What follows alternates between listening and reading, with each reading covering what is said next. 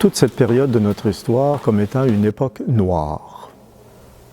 Ça, j'avoue qu'il y a des séquences qui me manquent beaucoup.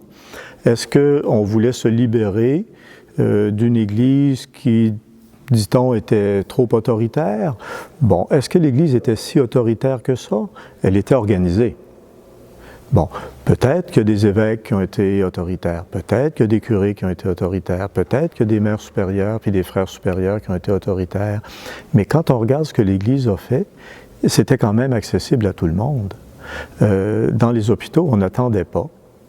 Dans les écoles, on n'attendait pas. Dans les églises, on n'attendait pas. Il y avait des soins de famille, il y avait des corvées, il y avait de l'entraide, et on mettait en place tout ce qui était toujours nécessaire pour tout le monde. On ne pouvait pas imaginer la vie sociale en dehors de ce respect des normes, et ces normes ont été très souvent perçues comme étant contraignantes, et il faut dire, je pense même que l'Église d'aujourd'hui le reconnaît, qu'on est allé loin du côté de ce côté. Je donnerai un simple exemple. Lorsque François Mauriac a visité le Québec dans les années 40, il a été frappé par justement cet excès de pression sociale qu'exerçait l'Église d'ici. Et François Mauriac, je le rappelle, était un catholique pratiquant.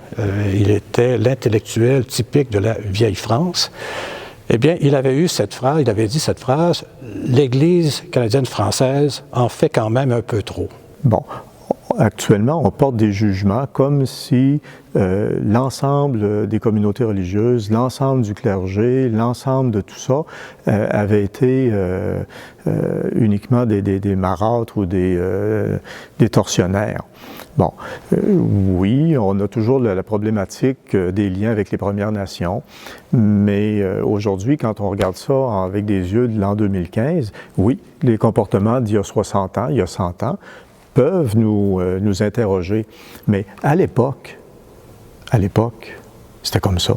Alors l'Église, elle a fonctionné à son époque, à son rythme, et on s'est adapté, et on s'adapte encore, et sans jamais laisser notre mission.